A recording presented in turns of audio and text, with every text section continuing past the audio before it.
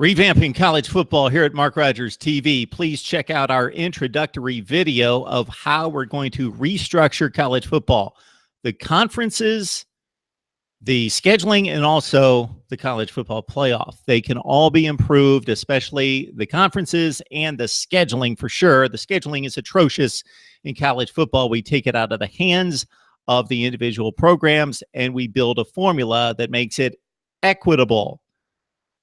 USC's not outplaying Alabama and Notre Dame, and Baylor's playing nobody. Okay, now we are going to break it down to the individual conferences and let you know what college football would look like under our plan. All right, let's start with the SEC. It has the least moving parts.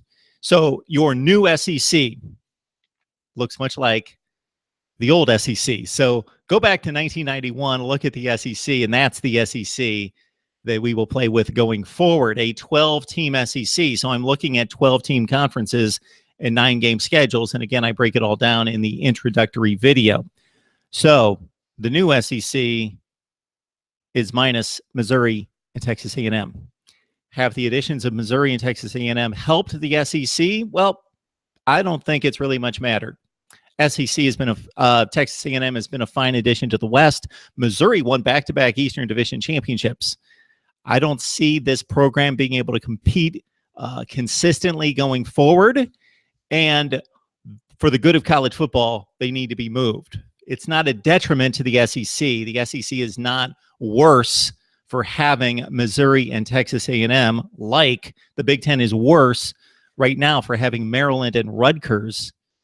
But college football as a whole will benefit by moving Missouri and Texas A&M, and you will find out later where they will move. Okay, the SEC will look like this going forward. The West, Alabama, Auburn, Ole Miss, Mississippi State, LSU, Arkansas, and the East, very familiar with Florida, Tennessee.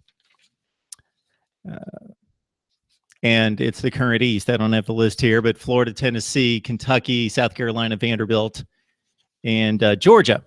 That is your SEC Eastern Division. And so let's get to the scheduling. So how do we schedule equitably? This is how we do it. So we will have 6 conferences, and you're going to find out the 6 conferences very soon. So you can imagine the Power 5 right now, but we have built another conference, and this makes complete geographic sense. And of course, again, watch the first video and you'll understand better what we're doing here. So the SEC looks like the SEC in 1991 with 12 teams. Okay, now we have 6 12-team conferences. What we're going to do is we're going to schedule equitably. So each team is going to have a 9-game conference schedule. They're going to have a 3-game non-conference schedule, and 2 of those 3 games are going to be played against the Power 5 or the Power 6. And the other game, they can schedule whatever they want against the Group of 5 or the FCS. And that schedule will be taken out of the hands of the programs, and it will be in this formula right here.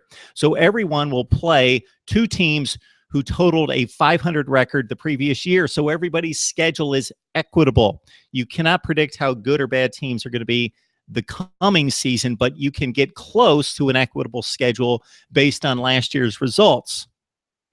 So, for example, the SEC, the first year, will play the Pac-12 and the Big 12, and we will have challenge weeks where the SEC will play the Big 12, which will truly be a Big 12 with 12 teams, and the Pac-12 in another challenge week. So we will have these monumental weeks in college football in September where the SEC plays the ACC, 1 through 12, top to bottom. But here's the disclaimer. The teams that they will be playing will have a 500 conference record from the previous season. So we're not just going to play the heavyweights and then the lightweights are going to play each other. No, everyone gets an equitable schedule. This is not the NFL. We're not trying to create parity. We're trying to create equality and make an even playing field for everyone to compete. Therefore, the SEC in the first year of the format will go up against the Big 12 and the Pac-12. Alabama plays Oklahoma and Arizona. They play the best team in the Big 12 from last year. They play the worst team in the Pac-12. Auburn plays Oklahoma State and UCLA, a team that went 7-2 in the conference, a team that went 2-7, 9-9 overall record in the conference. of the two teams that Auburn will play next season. LSU plays West Virginia, Arizona State. On down the line, Mississippi State plays Kansas State and Oregon State, two teams that went, again, 6-3, 3-6 equals a record of 9-9. So the only reason this doesn't completely work the first season, this makes total sense, is because last year, the last season of the old system, you had 10 teams in the Big 12. You had 14 in 3 other conferences, so they can't be matched up. And the conference records are different because the Pac-12 plays 9 games and the Big 12 does as well, and the other conferences play 8. So you cannot establish a complete, perfect 500 record for the two non-conference opponents the first year. But after that, done deal. You will be able to easily do this for every team in the country. They will play 2 Power 5 teams or Power 6 teams that had a conference record of 500. So everyone will have an equitable schedule. That's the SEC. It's the SEC of 1991, the 12 teams minus Missouri and Texas A&M, and they will play in my first year of the format, the Pac-12 and the Big 12. And then that rotates. The next year it might be the ACC and the Big 10 that the SEC would play non-conference. 2 of their non-conference schedules. If you have any questions, any comments, how to improve it, or any clarification, again, watch the first video to get the overall concept of improving the conferences and improving college football right here on Mark Rogers TV.